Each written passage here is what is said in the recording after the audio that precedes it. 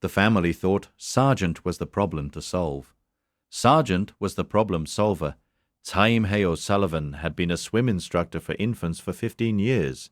She had seen more than most parents ever would. She trusted that. She had built her whole approach to motherhood around what she knew, around what experience had taught her body to recognize in a beat. 20-month-old Reuben had been the center of that approach since the morning he was born. Sergeant was an 8-year-old Doberman who had shared the house since before Reuben existed. He had never shown anything but patience with him. The ear-grabbing, the shrieking, the lurching of a child learning to walk. He was the kind of dog people described as gentle to the point of being a little dull, which is why what happened that morning in their townhouse in late October made no sense. It was the kind of week where nothing was supposed to happen. Reuben had been mildly sick 4 days earlier, the kind of thing that moves through everyday care without alarm. By that morning he was eating soft food again, walking, the fever long broken. By every measure Caoimhe knew he was getting better. It started in the open main floor. Reuben woke fussy, the way babies do when something is not quite right but they cannot say what. Caoimhe fed him, changed him, held him. Within 20 minutes Sergeant was sniffing the toddler's hands and then his cheeks. Not threatening, not aggressive, just there, immovable, his attention locked on the child in a way it had never been before. Caoimhe watched from the grey sectional, coffee in hand, and felt the first thread of unease.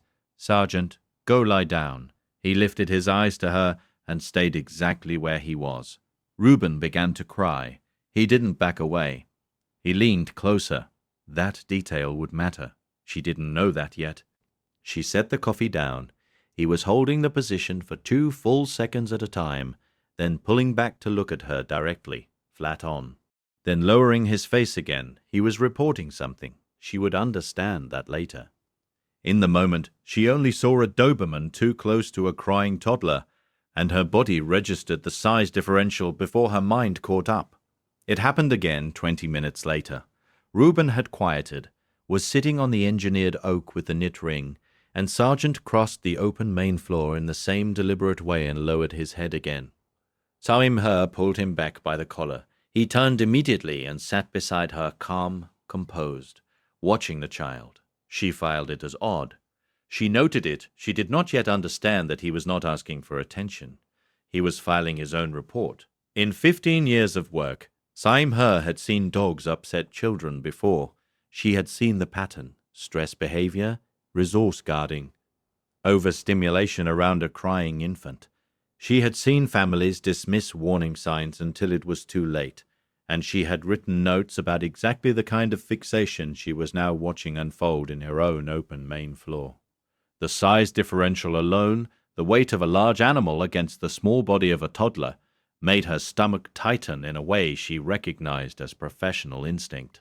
She crossed the room and put herself between them. Sergeant moved around her.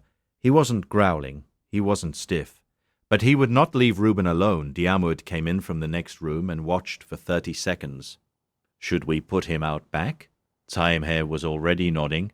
Just for a few hours, until he's calmer. Her mother-in-law, who had come to help that week, said it from the hallway without being asked. You're right. You can't take that risk with a baby. They had all reached the same conclusion. That felt at the time like confirmation. She had used the exact words she would have used in a clinical note. She had the training, she had the years, she had the framework that told her, with professional certainty, what she was watching. She did not yet know that the framework itself was the trap. The back patio clicked shut. Reuben stopped crying almost immediately, which felt like proof. Caoimhe picked him up and held him, and felt the quiet of a problem solved. She set him down on the engineered oak near the burp cloth, and went to fold laundry in the next room, the breast pump bag on the counter beside her. Sergeant was scratching at the back patio within 10 minutes. Not barking, scratching, a continuous, focused, rhythmic scraping that did not stop. Diarmuid let him back in, more out of frustration than understanding. He went directly to the doorway of the room where Reuben now lay, positioned himself at the threshold, and would not move. Caoimhe came to stand beside Diarmuid. She looked at Sergeant standing over the sleeping baby. She looked at how still he was, how focused.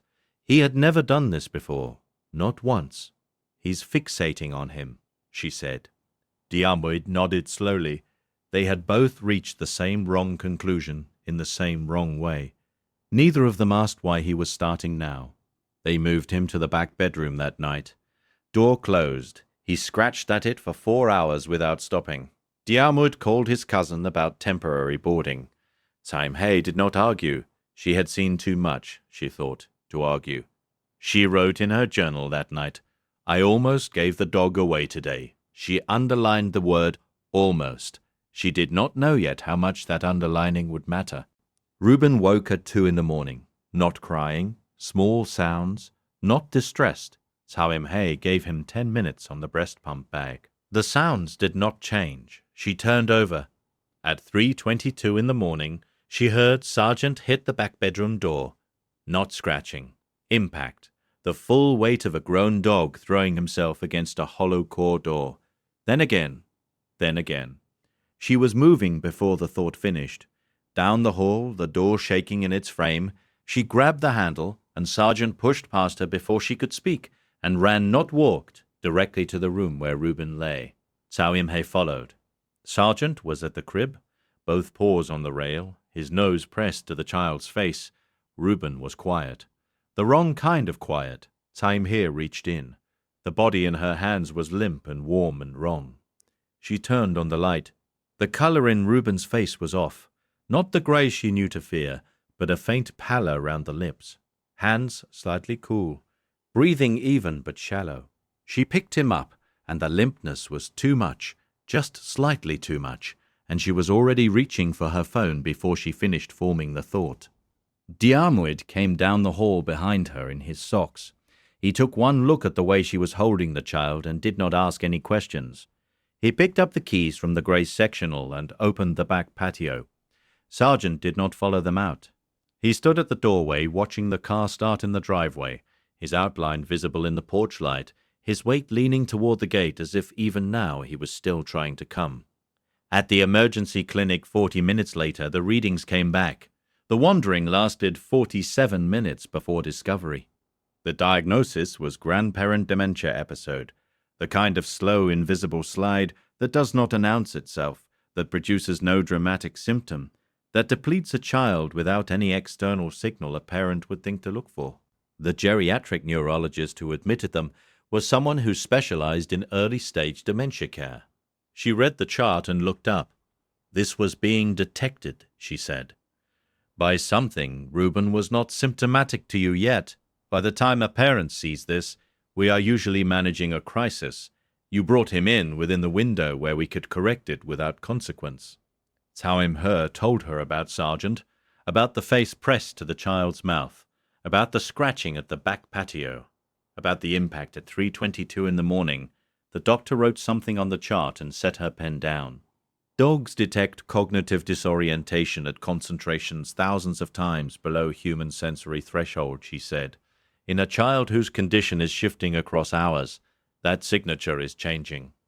He has been reading a chemical profile that is invisible to anyone in your house. He was telling you. You filed it as aggression because you have a framework for aggression. You do not have a framework for what he was actually doing. Another 9 minutes, and we would be having a very different conversation. Caoimhe sat with that for a long time, the face pressed to Reuben's mouth each morning. Not aggression, breath detection, the refusal to leave after every correction. Not defiance, an alarm that could not turn itself off, the scratch at the back patio. Not impatience, the sound of him trying to get back to his post, the vigil at the threshold over the sleeping child.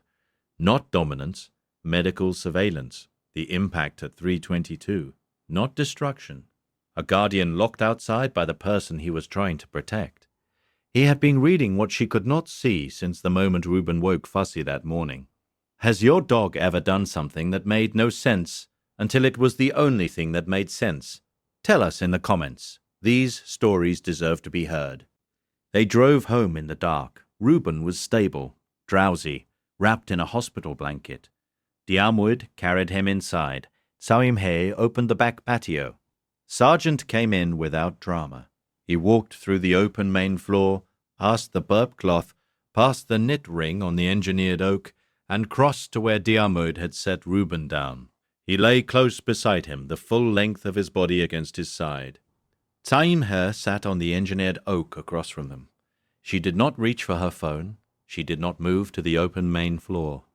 She watched the slow rise and fall of her child's chest. She watched Sergeant's ribs rise and fall in time with it. She watched the place on his shoulder where the wood of the bedroom door had left a faint mark from the impact at 3:22. She did not say anything aloud. She said one thing in her head, the same thing over and over, the only thing that made sense to say, "I'm sorry, Sergeant." He did not move for a moment.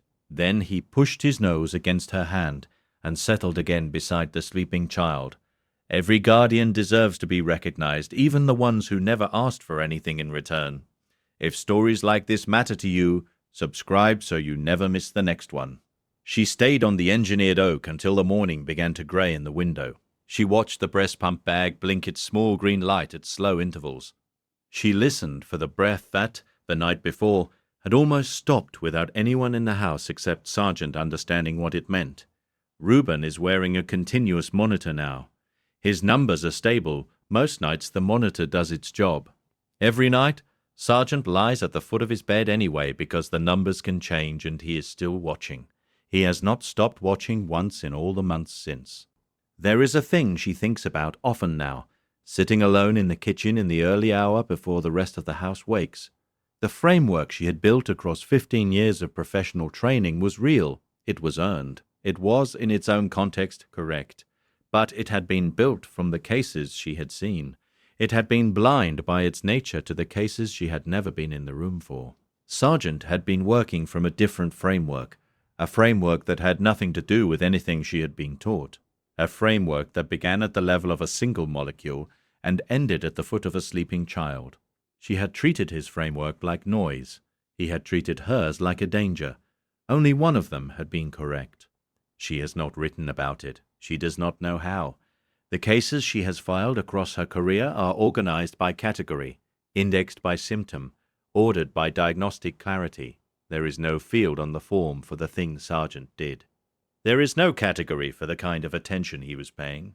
There is no symptom that captures the sound of a hollow core door under the shoulder of a Doberman who had figured out, before any of them, that the small body on the other side of the door was running out of time.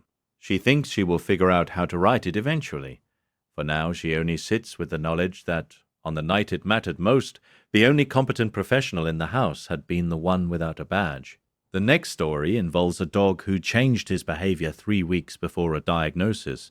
No one saw coming. Sergeant lay beside the sleeping child, his front legs stretched towards the bedroom door, his head turned towards the small bed inside.